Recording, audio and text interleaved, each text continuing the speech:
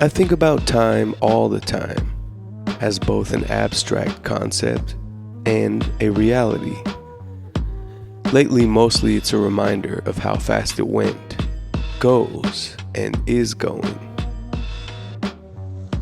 This is Roosterfish in Venice, California. It was once a very popular gay bar. The images on the ceiling in the water closet may be a remnant or an homage to that time. I started DJing here about a year ago. I only play here once a month on Wednesday. It's the only thing I do out this way. Venice is about 30 minutes away from where I live. Saying it out loud makes it seem not far at all. Living in the city of Los Angeles gives one a strange sense of distance. I suppose because traffic can make a distance which is relatively short seem much further. When you measure distance in time, it makes more sense.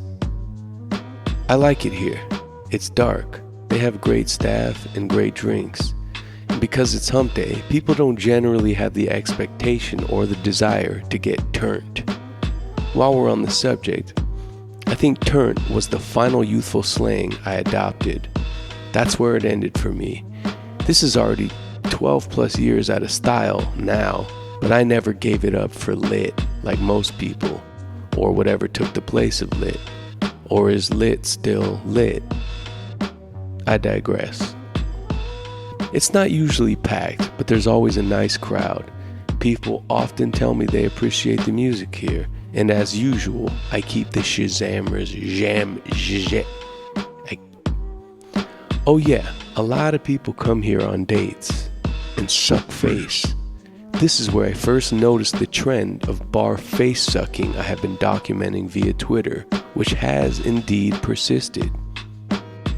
There's no real way to know how much what I do will affect the overall success of a night.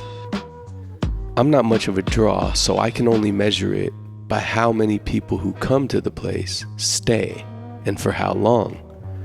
There are nights where I know people plan to stay for 1 or 2 drinks, end up staying till the lights come on. And there are nights where they stay exactly as long as they planned. Also, there are nights where they don't stay long at all. All of these, or none of these, could be because of what I do. Although I rarely take credit for keeping people, I often blame myself when they leave. This is not a helpful or healthy practice. At 11:26 p.m., I play Easy Rider by Action Bronson. A few people were very excited by this. One stood up and came over to me to let me know how much she loves Action Bronson. Then asked what I would play next. I don't know just yet, I replied. I search until something jumps out at me. She decided that was an invitation to help cook the stew. I'll help you find the next song. That's not necessary, I replied. She seemed disappointed and a bit insulted. So often in life, a compliment is immediately followed by an insult or a demand. I blinked and an hour passed. I blinked again and the bar was empty. Although the people were not in one group, it felt like they all left at the same exact time. It got so slow, so fast. I immediately blamed myself. Of course, a rational person would accept it's the middle of the week, after midnight, 2 days after rent was due, in a sparsely crowded bar. But if I was a rational person, I wouldn't be doing any of this. Now, my first instinct is to think to myself, if I was doing something really great, they would have stayed. And I can objectively say I did well enough. I can also say that I didn't do anything good enough or great enough to make anyone who didn't already know who I am want to know, who is that?